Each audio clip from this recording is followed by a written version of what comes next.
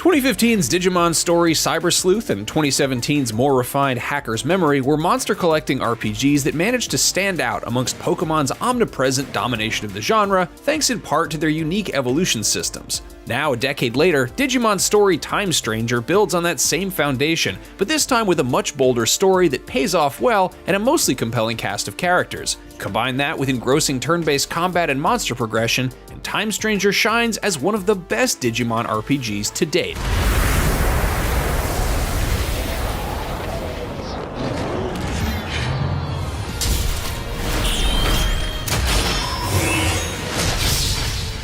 Time Stranger follows a secret agent who gets transported 8 years into the past in order to prevent an apocalyptic Digimon clash called the Shinjuku Inferno. It's an explosive start that grabs your attention immediately. Things get a little more straightforward from there as you quickly meet a regular girl that happens to become intertwined with a humanoid Digimon named Agiomon who conveniently has amnesia. The trio sets forth to uncover his mysterious origins, and as sappy as the script can be, their bond is tested in a way that ultimately sticks the landing.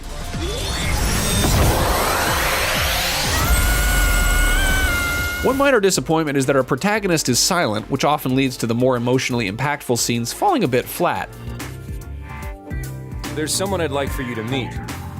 Shinjuku's law enforcement group, the public safety team, helps out our trio quite a bit, but their personalities don't have enough depth to carry conversations on their own, making them quite forgettable. Our squad can't do anything against a monster like that. However, the Digimon characters do the heavy lifting here. The story revolves around Olympus 12, a group of 12 mega-level deity Digimon that manage the digital world. Their personalities are larger than life, in a stark contrast to the boring humans. Bacchusmon's lackadaisical and hungry antics are enjoyable, as he's based on the Roman god of wine. Meanwhile, Volcanusmon, who's based on the Roman god of fire and the blacksmith of the group, loves action figures. These interests and habits give them an immense amount of charm. Despite being literal gods, they all feel down-to-earth and relatable in some way. Action figures. About 5 of them should do the trick, I imagine.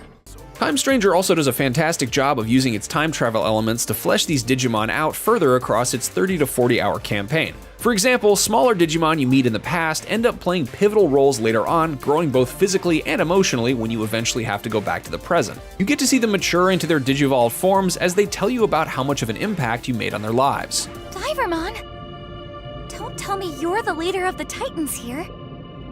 Yep, I am. Under the name of Neptunemon.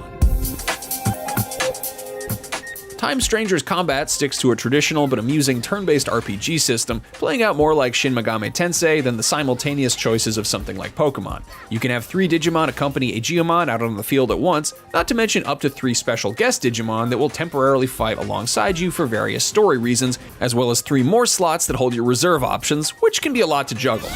Meteor Shower! Time Stranger has a great multi-layered weakness system with 3 primary attributes, data, virus, and vaccine, that have a rock-paper-scissors relationship with each other. On top of this, each Digimon comes with elemental types too, like fire, planet, earth, and water, and the bonus damage you get for targeting multiple weaknesses can stack. It's nothing revolutionary, but it's still a fun puzzle to take advantage of these attributes and elemental systems to create complex strategies and dispose of enemies efficiently. Mega Burst!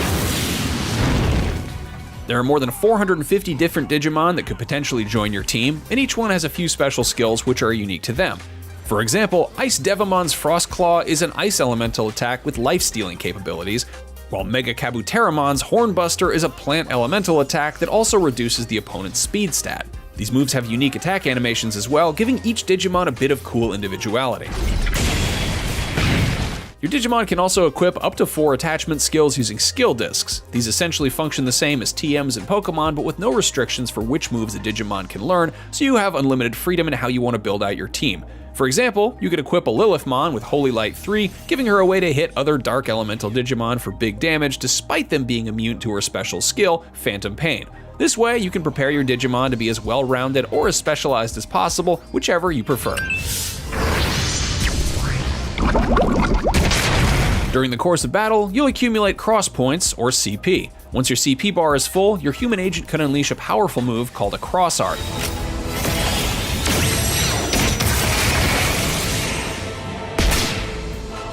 These can range from doing massive damage to all enemies, concentrating a blast on a single one, and even fully healing your party. The one baffling caveat is that you can only equip one cross art at a time, so if you go into battle equipped with the wrong one, you're screwed. This could have just been a drop-down menu during battle to select whichever cross art you wanted in a particular situation, especially because the limitation makes it difficult to find a moment where you ever want to use the more defensive cross arts.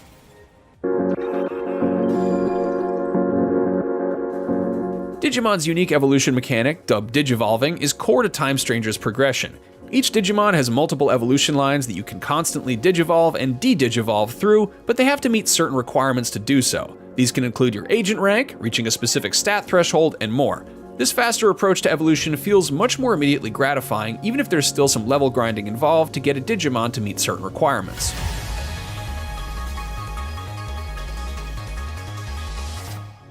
You're inevitably going to have multiple copies of the same Digimon filling up your overflow box, but that's a good problem to have. If you have two Agumons, you can digivolve one into Greymon and the other into Geo-Greymon and see how their evolution lines divert from there. It's almost like a fun gacha game without the predatory randomness elements. Sometimes a Digimon's portrait is blacked out in the evolution tree, and reading the requirements makes you incredibly curious to see what it could be. And even if you've exhausted all possible evolution paths for a specific kind of Digimon, Time Stranger lets you put them to good use. You can break them down into materials that grant your more useful Digimon extra experience, or grind them into money to buy items. Savage, but convenient.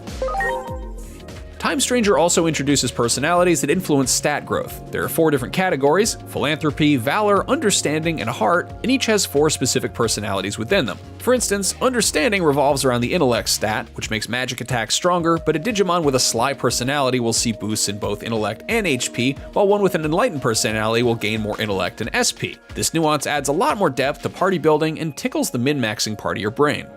Thankfully, you can also influence your Digimon's personalities by replying to their text messages, no, seriously, or leaving them at the Digifarm. Here they can roam around and gain experience on their own, and you can get more direct control over how their stats and personalities change. For example, if one doesn't have a high enough speed stat to digivolve into its next form, you can run them on a treadmill until they do, and even pay in-game money to speed that process up. You can also feed your Digimon food here to further increase your bonds, which gives them a higher chance of executing follow-up attacks in battle, and that can sometimes be the difference between victory and defeat. Time Stranger offers plenty of side activities to do too. While the side missions are usually just fetch quests, they at least offer a cute glimpse into how Digimon behave in their world. The character models for all the Digimon look sharp and pristine, with the digital world having varied environments like the coastal beach and aquarium vibes of the Abyss, as well as the rustic nature aesthetic of the Gear Forest to explore. You'll also find outer dungeons hidden away, which are challenges you can take on to earn reward money, and some of the toughest ones are fun ways to test out your endgame party.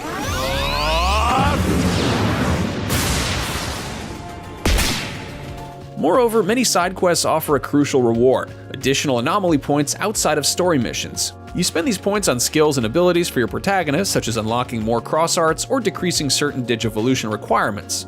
Spending them also increases your agent rank, which is often a Digivolution requirement itself. At higher agent ranks, you can start digivolving your Digimon into their ultimate and mega forms, which is important in order to tackle the more powerful bosses towards the end. Tucking away such an important resource behind side missions pushes you to meaningfully engage with content outside of the main story in a smart way.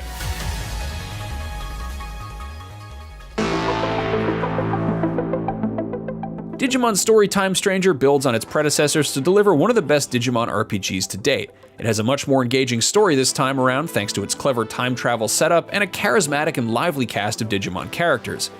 Even though its human cast pales in comparison, there's still plenty to drive you through to the end of this time-hopping campaign.